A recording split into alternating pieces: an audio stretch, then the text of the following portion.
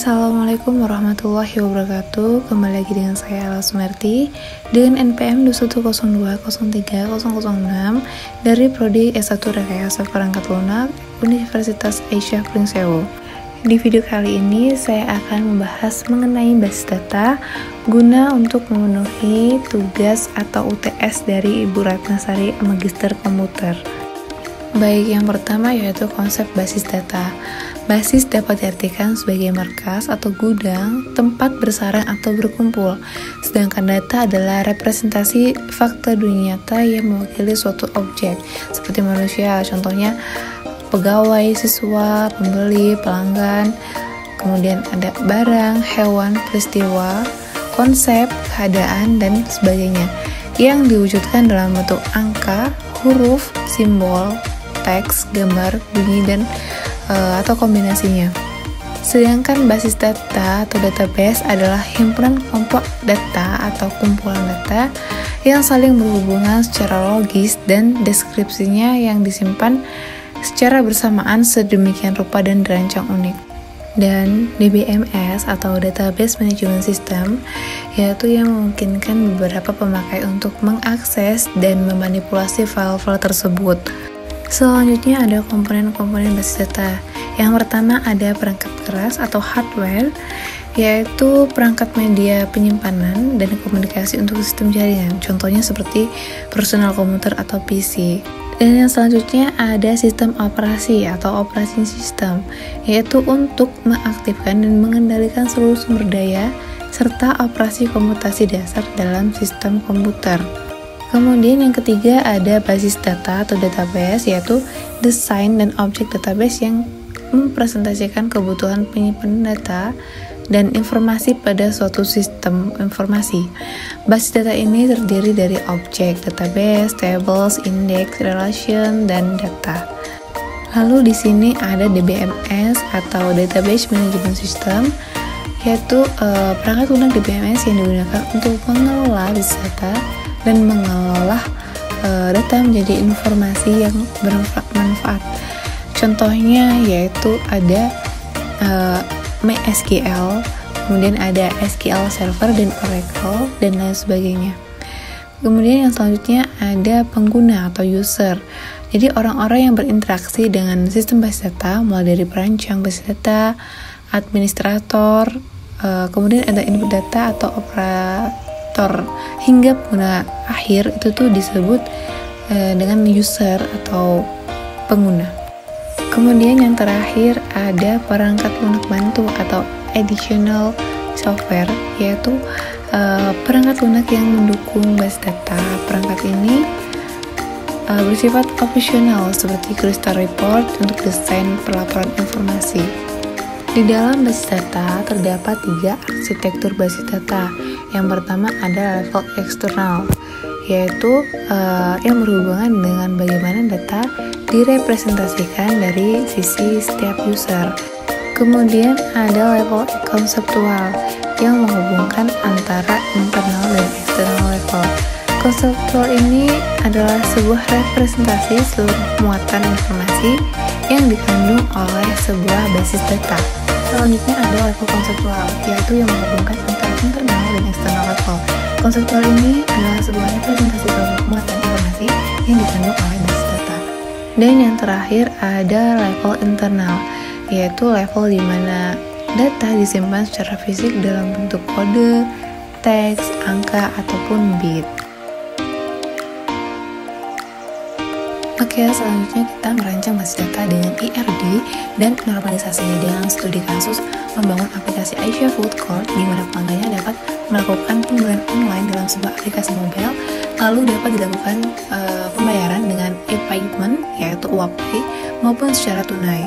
Seperti IRD yang telah saya rancang di sini, terdapat entitas lokasi yang memiliki atribut ID lokasi sebagai primary key.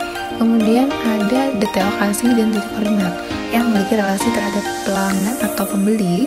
Kemudian di dalam entitas pembeli ini memiliki ID pembeli, nama, username, password. Kemudian ada nomor HP dan di sini ada version key, yaitu ID lokasinya. Selanjutnya pembeli ini melakukan login untuk memesan menu. Dalam sebuah entitas menu terdapat ID menu, ID penjual, dan nama menunya. Setelah memesan menu, kemudian menghasilkan list pesanan. Dan di dalam sebuah entitas list pesanan ini terdapat nama pesanan, jumlah, harga, kemudian ada ID listnya. ID list di sini termasuk ke dalam primary key, dan kemudian ada ID menu. Setelah pembeli mendapatkan list pesanan, pembeli harus melakukan pembayaran. Dan jika pembeli sudah melakukan pembayaran, di sini dia akan mendapatkan stroke. Dan di dalam sebuah entitas stroke ini terdapat ID list, ID pembayaran, ID resi, kemudian ada tanggal. Dan jika pembeli sudah mendapatkan stroke, maka pembeli ini bisa memperoleh pelayanan untuk dikirim ke lokasi. Jadi di sini ada penjualnya itu memiliki relasi terhadap pelayan dan menunya. Ini adalah bentuk normalisasi dari IRD yang sebelumnya. Untuk langkah yang pertama, kita buka aplikasi Exalam, dan kemudian kita aktifkan Apache dan MySQL-nya. Selanjutnya kita ke File Explorer, dan setelah itu buka di Windows C, kemudian buka di Exam, dan selanjutnya kita cari folder phpMyAdmin, kemudian cari lagi config-in.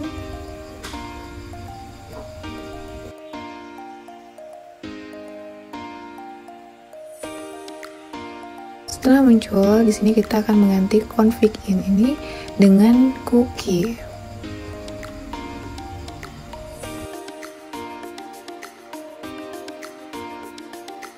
Dan jika sudah, di sini kita akan mengeceknya di browser, kemudian localhost phpMyAdmin. Kita run, dan kemudian di sini akan muncul sebuah form login. Ini sudah berhasil, kemudian kita login. Kemudian untuk menambahkan 5 user akun di database menggunakan MySQL, di sini kita harus menggunakan query-nya, yaitu create, kemudian user, dan kita isi dengan nama usernya, nama akunnya. Setelah itu add localhost by, kemudian kita masukkan nama passwordnya. Di sini saya akan menambahkan root. Setelah itu kita go, lakukan dengan query yang sama untuk menambahkan 5 user akun tersebut.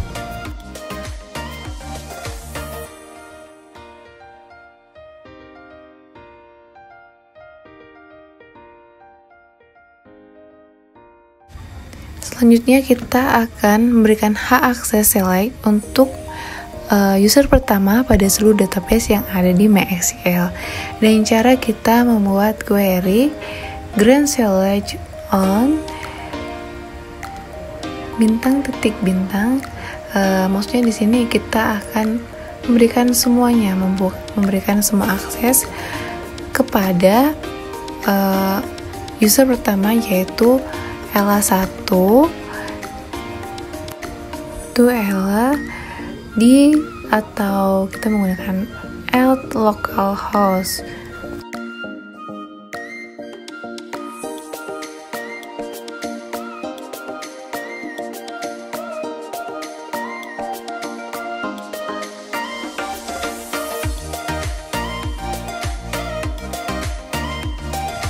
Sekarang kita go, dan di sini kita berhasil ya.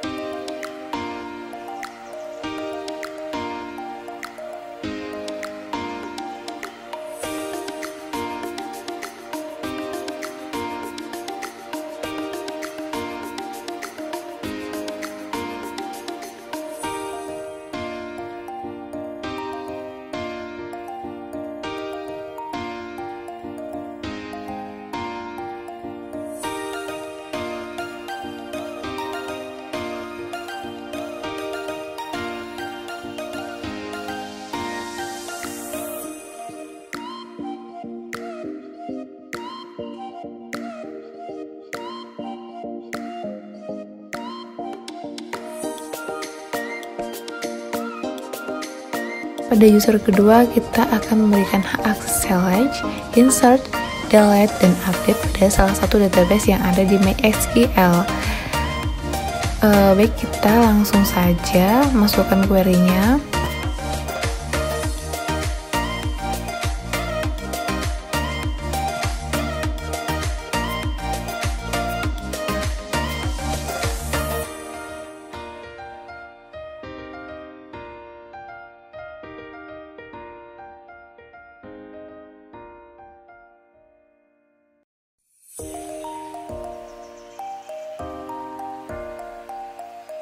Lalu untuk user ketiga, di sini kita akan menambahkan hak akses select pada kolom tertentu dalam sebuah table yang ada di MySQL.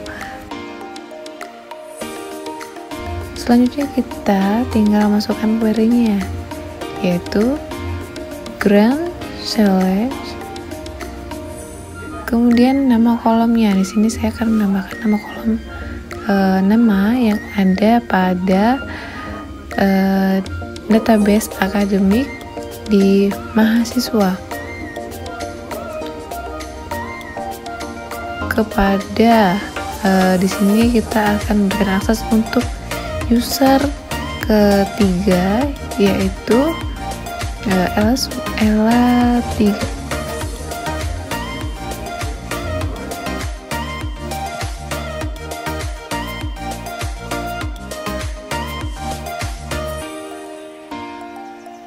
Kemudian kita running.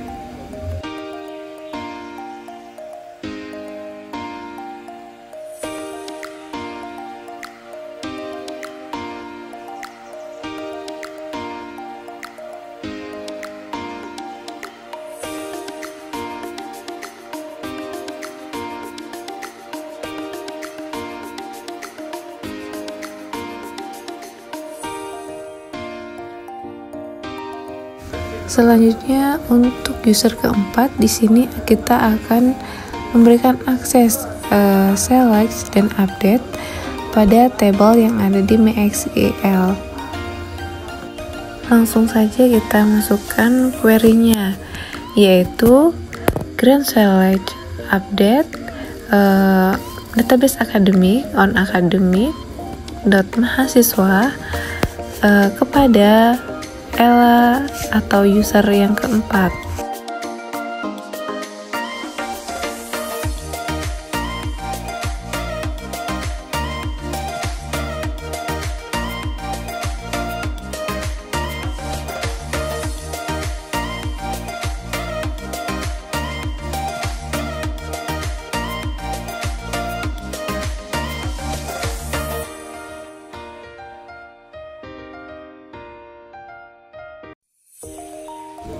Dan di sini kita berhasil.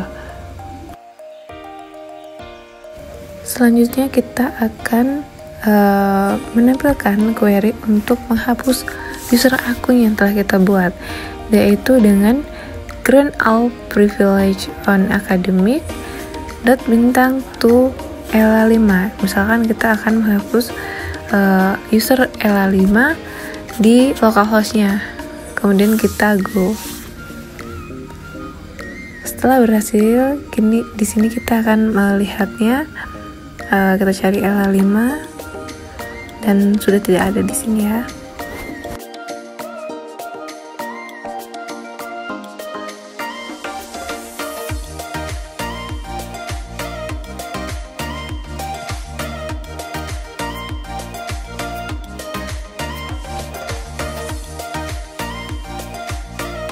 Revoke select on bintang, ini maksudnya kita akan mencabut hak akses pada Ella2 di localhost tersebut.